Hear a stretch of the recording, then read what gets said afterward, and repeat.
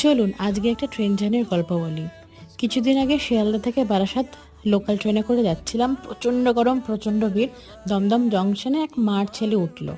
একটাই সিট ফাঁকা ছিল আমার পাশে। মাঠ বললো ছেলেটাকে, তুই বস, আমি দাঁড়িয়ে আছি। ঠিক আছে, এবার দেখলাম ছেলেটার ঘুম পাচ্ছে। বাচ্চা ছেলে, 7-8 বছর বয়স হবে।